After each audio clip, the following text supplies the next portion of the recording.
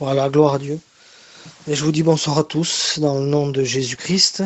Voilà, c'est pas évident, comme vous le savez, de pouvoir prêcher comme ça, à travers un téléphone, surtout pour moi. Je crois pas que, même pour les autres serviteurs, je crois que c'est pour difficile aussi pour eux. Enfin, ils n'ont pas aussi l'habitude de faire comme ça. Puis moi, c'est pareil, j'ai pas l'habitude. Donc, pendant le premier confinement, je l'ai fait quelques fois, mais là, c'est la première fois depuis longtemps. Mais bon, voilà. Le principal, c'est que nous puissions écouter sa parole. Merci à Dieu qu'on puisse se réunir au travers de ce moyen. Merci à Dieu pour les frères et sœurs qui sont présents, pour les amis qui nous écoutent. Je vous dis bonsoir à tous. Voilà. Donc, moi, pour la plupart, il y a quelques-uns qui me connaissent. Mon père, c'est Boboy. C'est un ancien qui a passé souvent dans le Midi. Et puis, voilà. Moi, ça fait pas longtemps que je suis serviteur. Ça va faire 5 ans. Ça a coupé, mon frère. Voilà, gloire à Dieu. Oui, là, je vous disais que voilà, il n'y a pas longtemps que je suis serviteur, et puis bon, le principal, c'est que nous puissions écouter la parole de Dieu. Voilà. Je vais essayer de vous parler de ce que Dieu a mis sur mon cœur. J'aimerais remercier les frères de m'avoir laissé la place. L'ancien, Dagaï, qui m'a appelé, qui m'a laissé la place. C'est réellement pour moi un ancien qui m'a donné beaucoup de, comment dire, il m'a beaucoup aidé dans mon jeune ministère, et comme d'autres anciens aussi qu'il y a dans le Midi. Même si ce n'est pas mes anciens officiels, mais pour moi, c'est réellement des anciens. Que ce soit Patet, que ce soit tous les autres anciens qu'il y a là-bas. Voilà, gloire à Dieu. Pour nos frères anciens, puis pour les jeunes aussi. Voilà. Donc, voilà, j'aimerais vous parler de, bien sûr, la parole de Dieu, de la part du Seigneur. Comme je vous dis, pour moi, c'est difficile, mais on va faire comme Dieu le veut. Donc voilà, je ne pouvais pas éviter de vous parler de ce que nous sommes en train de vivre, parce que si je suis en train de vous parler au travers d'un téléphone, c'est parce que aussi c'est par rapport aux événements qui se passent, bien sûr. Et comme vous le savez, par rapport à ce virus, mais comme nous le savons, nous les chrétiens, les chrétiennes, comme ceux qui lisent la Bible, nous ne sommes pas des ténèbres, pour que ce jour nous surprenne, et nous savons que ces choses allaient arriver. Et parce que c'est Jésus qui n'en parle. Jésus va parler il y aura des bruits de guerre en divers lieux, une nation contre une autre nation. Vous connaissez, c'est la parole de Dieu. Et Dieu va parler, Jésus va parler, il y aura des pestes et des famines en divers lieux, des tremblements de terre. Et tout ce que Dieu, tout ce que Jésus-Christ a annoncé, ça se passe, ça s'accomplit. Et bien sûr qu'il y a eu déjà des pestes, parce que si on regarde le mot peste, je regardais ça récemment, et si on regarde la définition du mot, ça veut dire grave épidémie, très grave maladie, virale, virus contagieux. Donc vraiment, on voit, c'est ce qui se passe actuellement. Et ça dure depuis à peu près 9-10 mois. Et puis je suis bien placé pour vous en parler parce qu'on l'a aussi vécu, nous, de près, par rapport à notre famille qui a été touchée, vous le savez, pour la plupart, ma mère qui a manqué de mourir par rapport à ce virus. Son pronostic vital était engagé, elle a fait plus de 15 jours de coma. Et puis c'était très difficile, mais Dieu l'a gardé, gloire à Dieu. Et puis il y a eu mon neveu qui a été touché, il y a eu plein de personnes que je connais ici. Mais au travers de ça, au travers de ces choses-là, parce que Dieu connaît toutes choses, parce que Dieu est maître de tout en réalité. J'aimerais vous parler un peu de ça au début, puis après, on entrera réellement dans le message, mais je pense que c'est important. J'ai à cœur de vous parler de ça. Donc, il s'est passé ces choses-là. Et donc, comme je vous dis, on a été touchés de près. Ça a fait à moi comment je pourrais vous expliquer ça? Ça fait que moi, pour moi, personnellement, ça m'a servi pour pouvoir plus encore me rapprocher de lui. Parce que je sais que j'en avais besoin. De plus me mettre à genoux, plus me rapprocher de sa parole. Et en toute façon, Ça a coupé, mon frère. voilà, comme je vous disais, ça va être ça le message de ce soir, c'est de plus se rapprocher de lui. Donc, comme je vous disais, moi, ça m'a permis ces choses-là. Et puis, je réalisais aussi que si nos églises ont été fermées, sont pour la plupart fermées encore aujourd'hui. Nous, on a quelques réunions autour, dans des terrains, dans des petits chapiteaux, dans quelques maisons, en se réunissant comme le gouvernement le veut, à 20-30 personnes. avec des masques, avec tout ce qu'il faut pour être soumis aux autorités, bien sûr, comme sa parole le dit, c'est important. Mais si ces choses-là sont arrivées, il n'y a pas de hasard avec Dieu, vous le savez. Il n'y a pas de hasard. Toute chose concourt au bien de celui qui aime Dieu. La Bible va nous dire, dans le livre de l'Ecclésiaste, au jour du bonheur, sois heureux, et au jour du malheur, réfléchis, car Dieu a fait l'un comme l'autre, pour pas que l'homme sache ce qu'il y aura après lui. Parce que c'est Dieu en réalité qui contrôle tout. Si on regarde le livre de Job, eh ben, on voit très bien que c'est Dieu qui laisse faire au diable, à Satan. C'est lui qui permet, vous comprenez? Donc en réalité, Dieu dirige toutes choses, et même si nous savons que ce monde gît sous la puissance du malin, le monde entier est sur la puissance du malin, mais nous savons que en réalité, Dieu est souverain. Dieu dirige, Dieu accomplit son plan rédempteur au travers de Jésus-Christ. Et donc tout ça pour vous dire que quand il y a eu ces choses-là, et quand ça se passe encore aujourd'hui, ce que nous vivons par rapport à nos églises fermées et tout, Dieu contrôle toutes choses. Il sait ce qui se passe en réalité. Dieu voit tout. Nous, ce que nous voyons au travers des églises, ce qui se passe, parce que tout n'est pas toujours comme il le faudrait. Vous savez, je voudrais pas trop être maladroit en ce que je dis ce soir, dans mes mots, mais nous voyons que tout n'est pas comme il faudrait exactement, que ce soit dans les églises du monde entier, parce qu'il n'y a pas que les églises Vie Lumière, il n'y a pas que nous, que notre peuple qui est concerné, que ce soit dans les assemblées de Dieu, que ce soit toutes les églises dans le monde entier. Quand on va sur Internet, il y a un peu tout et n'importe quoi. Bien sûr, quand on sait que le monde est entré dans beaucoup d'églises, il y a plein de choses qui se passent. Donc c'est pour ça que au bout d'un moment, Dieu met un stop, je le crois. Vous savez, si on prend quelques textes dans la parole de Dieu, j'ai eu à cœur de vous parler de ça, parce que je crois que c'est important.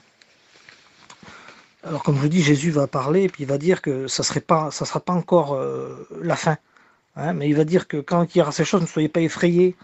D'une certaine façon, ne perdez pas courage. Ça sera pas encore la fin, mais ça sera le commencement des douleurs.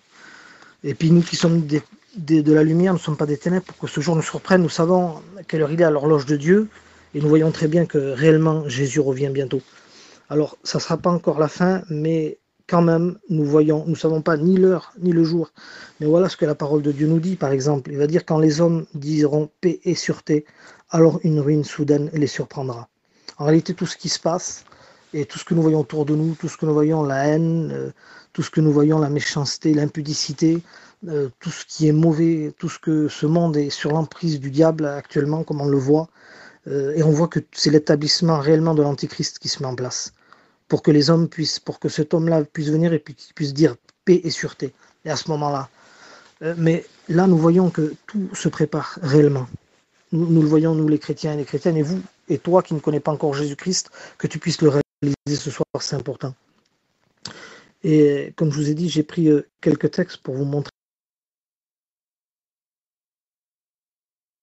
par rapport à l'Église, si vous voulez. Regardez ce qu'il dit ici dans Sophonie au chapitre 2, verset 3. « Cherchez l'Éternel, vous tous humbles du pays, qui pratiquez ses ordonnances, recherchez la justice, recherchez l'humilité, peut-être serez-vous épargnés au jour de la colère de l'Éternel. » Pourquoi j'ai pris ce texte? Parce qu'il m'a fait penser à d'autres textes. Il me fait penser à, si je regarde ici, dans la parole de Dieu, voilà ce que dit Pierre, car c'est le moment où le jugement va commencer par la maison de Dieu. Or, si c'est par nous qu'il commence, quelle sera la fin de ceux qui n'obéissent pas à l'évangile de Dieu? Et si le juste se sauve avec peine, que deviendront l'impie et le pécheur? Et mes frères et sœurs, c'est important de réaliser les moments, l'époque que nous vivons réellement. Et Jérémie 25, 29 va nous dire: « Car voici, dans la ville sur laquelle mon nom est invoqué, je commence à faire du mal. Et vous resterez impunis. » Vous voyez, le jugement commence par sa propre maison, mes frères et sœurs. Vous savez, je ne veux pas rentrer dans les détails, mais si simplement on regarde, bien sûr, ça n'empêche pas qu'il y a des bonnes choses qui se sont faites et qui se feront encore, je le crois. Je le crois et je l'espère dans nos églises. Mais ça n'empêche pas qu'il y a des choses qui sont rentrées. Et c'est vraiment une évidence quand on regarde la parole de Dieu et quand on regarde ce qui se passe réellement. Bien sûr que moi le premier, ça me concerne. Et quand je réalise sa parole est un miroir dans lequel je me regarde, et c'est sûrement pas un jugement que je fais, mais c'est simplement une constatation. On peut se constater simplement au travers de... J'aimerais pas être trop long ce soir, hein, peut-être 7-8 minutes de plus. Mais si on regarde simplement les assemblées de Dieu, vous voyez, on sait qu'il y a des femmes qui prêchent, c'est anti-biblique, il faut imposer les mains aux femmes, il y a plein de choses qui se passent, mais si ça serait que ça c'est simplement ce qu'on voit, et ce qu'on ne voit pas, alors il se passe plein de choses. Et puis dans nos églises aussi, il y a des choses qui vont pas. Donc pourquoi ça s'est arrêté d'un coup? Il y a une raison, Dieu veut qu'on revienne réellement humilié. Il veut qu'on revienne à la base, il veut qu'on revienne. Ils étaient dans les maisons, ils partageaient toutes choses, il n'y avait pas d'indigents, personne ne manquait de rien entre frères et sœurs, parce qu'ils mettaient tout en commun. Je crois que ça s'est beaucoup perdu, ces choses-là, mes frères et sœurs. Donc on a besoin de revenir réellement à la simplicité du Christ, hein. C'est important. Et donc on voit toutes ces choses qui se passent, que ce soit même chez nous, vous savez, il y a 2-3 ans, dans nos chapiteaux, il y a eu des personnes qui se sont déguisées, qui ont mis les musiques du monde, et bon, il y a eu des sanctions, bien sûr, mais vous voyez, Dieu n'est pas du tout d'accord avec ces choses-là. Donc voilà ce qui se passe. Donc voilà où on en est aujourd'hui, par rapport à ce qui se passe, donc que ce soit dans nos églises ou quoi que ce soit. Donc je vous dis, je voudrais pas être maladroit. Alors qu'est-ce qu'il faut faire, bien sûr, pour nous? Qu'est-ce qu'il faut faire ce soir? Qu'est-ce qu'il faut faire chaque jour de notre vie, mes frères et sœurs? Qu'est-ce qu'il faut réaliser pour nos vies? De quoi avons-nous besoin réellement? Et c'est à ça que je voudrais en venir. Et vous connaissez ce texte, Matthieu 11-28. Voilà ce que nous dit Jésus. Alors, je ne sais pas si ça va concorder réellement avec ce que je vous ai dit au début, mais quand même. Voilà de quoi nous avons besoin réellement. C'est que Jésus va nous dire, venez à moi, vous tous qui êtes fatigués et chargés, et je vous donnerai du repos. Prenez mon joug sur vous et recevez mes instructions, car je suis doux et humble de cœur, et vous trouverez du repos pour vos âmes. Le repos pour nos âmes, la vie éternelle, c'est ce que nous avons besoin de réaliser, que bientôt notre délivrance approche, que bientôt Jésus revient, et que notre héritage, c'est la vie éternelle pour l'éternité au paradis, le royaume des cieux que Jésus-Christ a préparé pour nous d'avance. Il va dire au verset 30, car mon joug est doux et mon fardeau léger. Nous ne voulons pas nous charger du fardeau de ce monde, du fardeau du péché. Nous voulons réellement se rapprocher de lui. Jésus nous fait cet appel encore. Ce soir, il me le fait pour moi, il le fait pour chacun d'entre nous, pour toi qui n'es pas chrétien. Il te dit, viens à lui.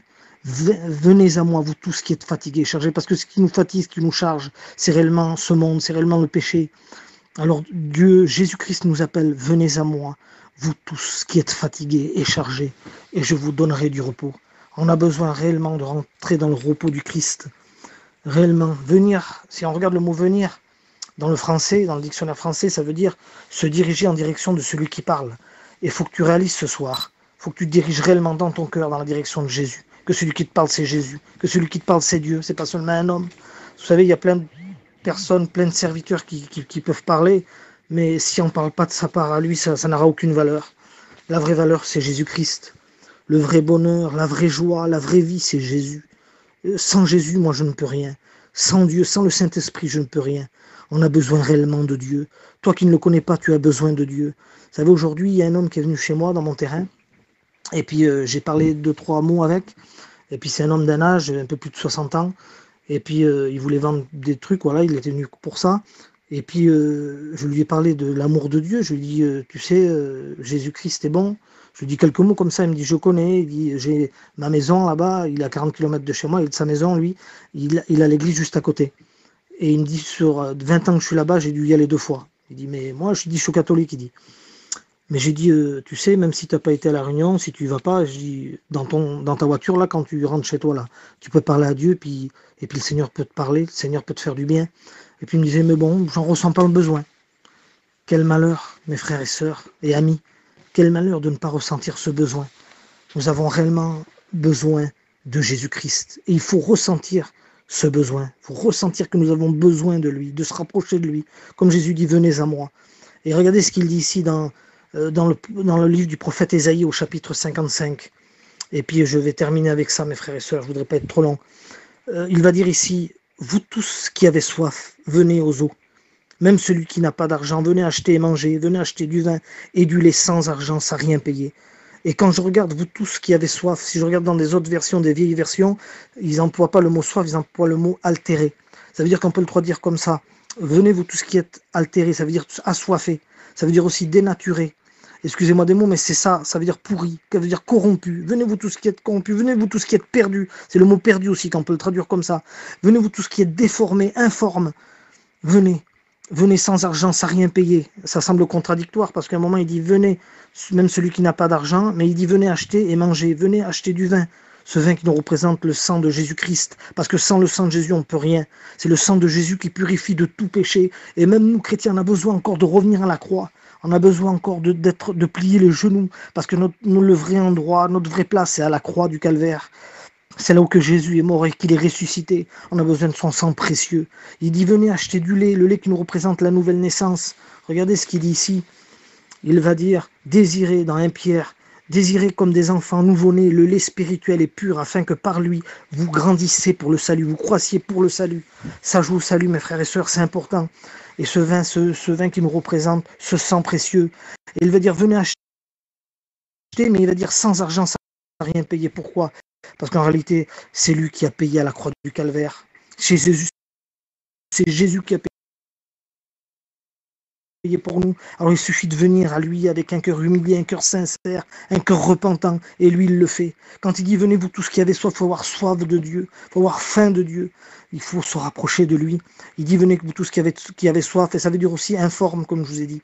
Venez vous tous qui êtes informes, et ça on peut le retrouver aussi dans Jérémie 18. C'est le potier. Et il va dire, lève-toi et descends dans la maison du potier. C'est-à-dire, il faut se lever. Dieu nous fait cet appel. Lèvons-nous et descendons. Descendre, ça veut dire s'humilier. On a besoin de s'humilier. Parce que l'humilité précède la gloire, mais l'orgueil précède la chute. On a besoin réellement de s'humilier. Lève-toi, descends dans la maison du potier, et là, je te ferai entendre mes paroles. C'est à ce moment-là, quand on s'humilie, que réellement on peut écouter la parole de Dieu comme il se doit. Et le potier, ce mot potier qui peut vouloir dire aussi celui qui établit. C'est-à-dire, viens, moi qui établis, viens dans la maison de celui qui établit, celui qui destine, viens de celui qui parce que notre destinée est entre les mains de Dieu. Il va dire, ce mot potier veut dire aussi préparer, dans la maison de celui qui prépare, dans la maison de celui qui façonne, façonner, ça veut dire aussi forger. Voilà, ils veulent réellement nous former comme ce vase que Dieu veut former entre ses mains, enlever les scories, et nous voulons nous laisser former réellement par Dieu. Nous voulons venir nous approcher réellement de lui. Mes frères et sœurs et amis, toi qui ne le connais pas encore, tu as besoin de Jésus-Christ, tu as besoin de Dieu, du Saint-Esprit. Quel malheur de ne pas ressentir sa présence, quel malheur de ne pas ressentir le besoin de s'approcher de Dieu. Quel grand malheur en réalité. Il faut que tu ressentes ce besoin que tu as dans ton cœur, qu'il y a un manque dans le cœur de l'homme et de la femme, et ce manque c'est Jésus-Christ. Le seul qui peut combler réellement un cœur c'est Jésus-Christ. Le seul qui peut combler un cœur c'est Dieu. Le vrai bonheur c'est Jésus. Même dans la tristesse, même dans la difficulté, même dans l'épreuve, même dans le deuil, il est réellement la joie, le bonheur. C'est difficile de dire ça. C'est une folie pour celui qui ne croit pas à la résurrection, à la croix, mais pour nous c'est une puissance, nous qui croyons. Parce que nous avons bâti notre vie sur Jésus-Christ, sur le rocher qui ne tremble pas, qui ne bouge pas, ce rocher qui est Jésus. Si ta maison est bâtie sur le rocher, ça ne bougera pas. La Bible nous dit dans le livre de l'Ecclésiaste, le visage peut être triste, mais le cœur est content. Oui, triste des fois par les coups de la vie, par les difficultés, mais le cœur est content parce que nous savons que notre nom est inscrit dans le livre de vie, que le royaume des cieux est préparé pour nous d'avance. Et là, je termine, là. Je dis toujours ça, mais voilà. Je voudrais pas être trop long, mais c'est important, je crois que c'est important. Voilà ce qu'il dit toujours dans le chapitre 55 d'Ésaïe, au verset 6. Cherchez l'Éternel pendant qu'il se trouve. Invoquez-le tandis qu'il est prêt. Que le méchant abandonne sa voie, et l'homme d'iniquité ses pensées, qu'il retourne à l'Éternel qui aura pitié de lui, à notre Dieu qui ne se lasse pas de pardonner. Il dit qu'il retourne à l'Éternel, et là j'ai une pensée pour ceux qui sont partis loin de la maison de Dieu, peut-être pour les rétrogrades comme on dit, ceux qui se sont éloignés, il y a toujours de l'espérance en Jésus-Christ, il y a toujours de l'espoir en Jésus. Même pour ceux qui ont de la famille qui se sont éloignés de Dieu, priez, continuez à prier, persévérez, le Seigneur va agir. Il faut réaliser. Et je pense au fils prodigue quand il s'en va loin de la maison. Et je lis ces quelques versets. Peu de jours après, le plus jeune fils ayant tout ramassé, partit pour un pays éloigné, où il dissipa son bien, vivant dans la débauche. Lorsqu'il eut tout dépensé, c'est important, il eut une grande famine, une grande famine qui survint dans le pays. Et il commença à se trouver dans le besoin. T'as tout gaspillé loin de Dieu et tu te trouves dans le besoin. Alors il est là se mettre au service de l'un des habitants du pays. Et là, moi, j'ai tout simplement marqué ceci, c'est que il a voulu faire de ses propres moyens. Il a été se mettre au service d'un habitant de pays. Il n'avait plus rien. Il avait tout gaspillé. Mais on le sait que par nous-mêmes, on ne peut rien. Hein, j'ai marqué ça, même quand il avait tout dépensé, il ne retourna pas de suite vers le Père. Il voulut faire de ses propres capacités. Mais ça n'a rien changé, car de nous-mêmes, on ne peut rien en réalité. Et après, quand on continue, il dit que le texte dit ceci, il aurait bien voulu, et il dit que cet homme-là l'a envoyé dans un champ, garder les pourceaux. Il aurait bien voulu se rassasier des carouges que mangeaient les pourceaux, mais personne ne lui en donnait. Étant rentré à lui-même, vous connaissez le texte, mais c'est important, il se dit combien de mercenaires chez mon père ont du pain en abondance, c'est moi ici, je meurs de faim. Je me lèverai, j'irai vers mon père, je lui dirai, mon père, j'ai péché contre le ciel et contre toi. Je ne suis plus digne d'être appelé ton fils, traite-moi comme l'un de tes mercenaires.